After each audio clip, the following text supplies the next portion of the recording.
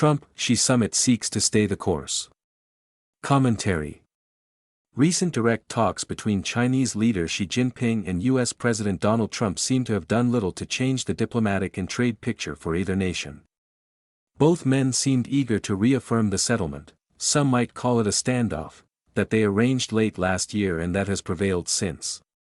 The most remarkable thing to come out of this summit is that these two rivals managed this reaffirmation despite the extreme tensions and disruptions emanating from the fighting in the Persian Gulf. Usually, this column sticks to economics and leaves the diplomatic side of things alone, but this case warrants some comment on diplomacy. The two men agreed that Iran should never possess a nuclear weapon and that the Strait of Hormuz should remain open to all navigation free of interference of any kind. Trump had very much wanted Xi's cooperation on this front.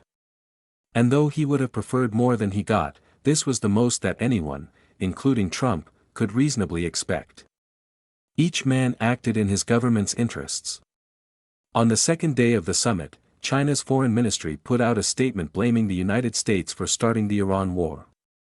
The jibe was not unexpected and is purely rhetorical with clearly zero policy implications.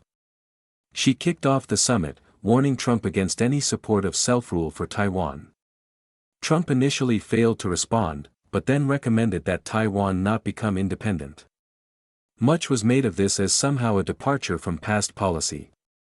The Associated Press embarrassed itself by describing Xi as forceful and Trump as dealing in platitudes. Xi, of course, said nothing he and other Chinese officials have not said for years. And Trump's response was entirely consistent with the long-standing ambiguity of American policy on the island of neither opposing Taiwanese independence nor promoting it. U.S. Secretary of State Rubio reaffirmed that nothing said strayed from this long-standing policy position. On the trade front, there was no change to speak of. Late last year, Beijing and Washington reached a standoff of sorts.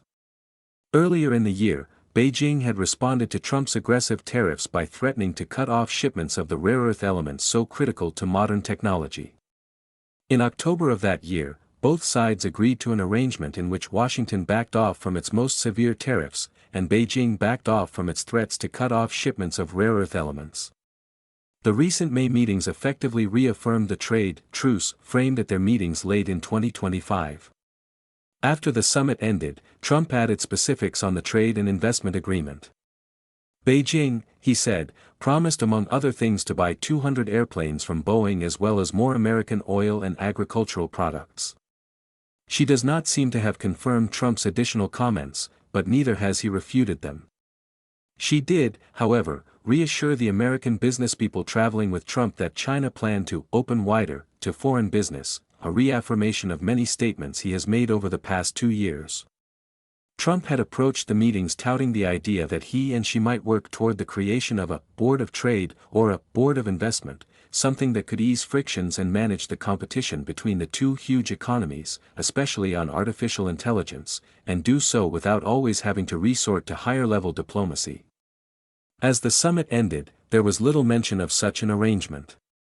That would have constituted a big disappointment for Trump, but shortly after the summit ended, China announced it had agreed to set up the trade and investment boards. The two men agreed to meet again this coming September 24, this time at the White House. Washington and Beijing may manage a more formal agreement then, though likelihoods point to just what recently happened, an extension of informal arrangements, Xi because he has to contend with a troubled economy that does not need trade or investment troubles, and Trump because he will still face distractions away from China. Probably the greatest chance for something more formal would emerge if the problems in the Persian Gulf eased by then.